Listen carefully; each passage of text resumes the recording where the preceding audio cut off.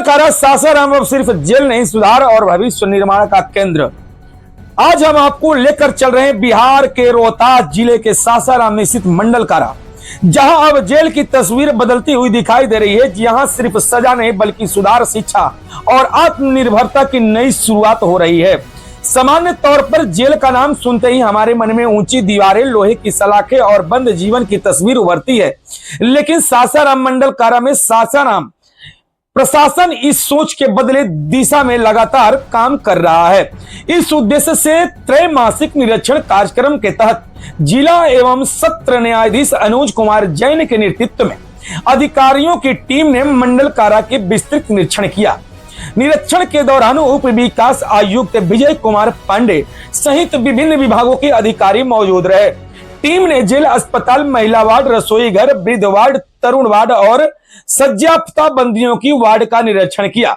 अधिकारियों ने केवल व्यवस्थाओं को नहीं देखा बल्कि बंदियों से सीधे बातचीत कर उनकी समस्याएं, स्वास्थ्य, भोजन, शिक्षा और प्रशिक्षण की भी जानकारी ली। जेल अस्पताल में स्वास्थ्य सुविधाओं का जायजा लिया गया। रसोई घर में भोजन की गुणवत्ता और साफ सफाई की जांच की गई। महिला वार्ड और अन्य बैरकों में रह रहे बंदियों से उनके दैनिक जीवन के बारे में जानकारी ली गई।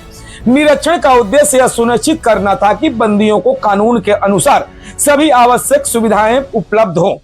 निरीक्षण के बाद जेल अधीक्षक सुजीत कुमार राय ने बताया कि जिला एवं सत्र न्यायाधीश संबंधित विभागों को निर्देश दिया गया है कि बंदियों को व्यक्तित्व विकास और भविष्य निर्माण के लिए अधिक से अधिक रचनात्मक कार्यक्रम चलाए जाए।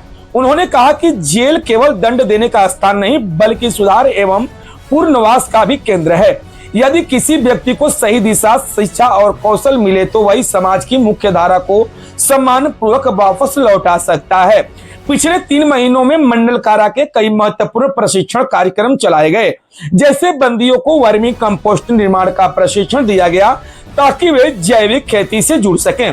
टेलरिंग यानी सिलाई का प्रशिक्षण देकर उन्हें रोजगार के नए अवसरों के लिए तैयार किया जा रहा है। इसके साथ ही लघु उद्योग से जुड़े कौशल भी सिखाए जा रहे हैं, जिसके रिहाई के बाद वे स्वयं का रोजगार शुरू कर सकें। दर्शकों, सबसे महत्वपूर्ण बात, डिजिटल युग को देखते हुए 40 बंदियों को कंप्यूटर शिक्षा भी दी गई है।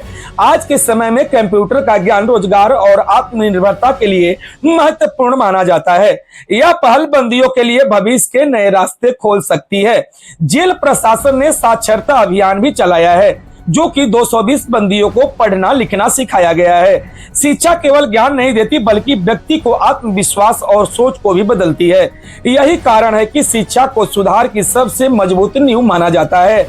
विशेषज्ञों का मानना है कि यदि जेलों में शिक्षा, कौशल विकास और मानसिक सुधार पर लगातार काम हो तो अपराध की पुनरावृत्ति कम हो सकती है।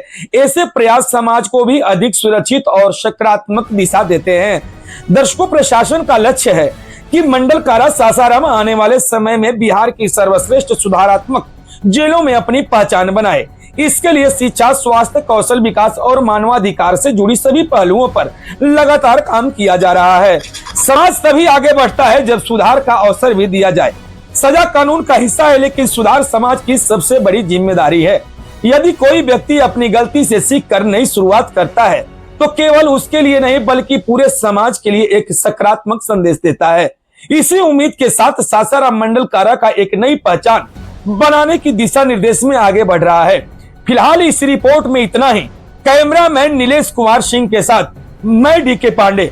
आप देख रहे थे दैनिक कड़क बिहार टाइम्स, निर्भीक और निष्पक्ष, देश की धड़कन, जनता की आवाज।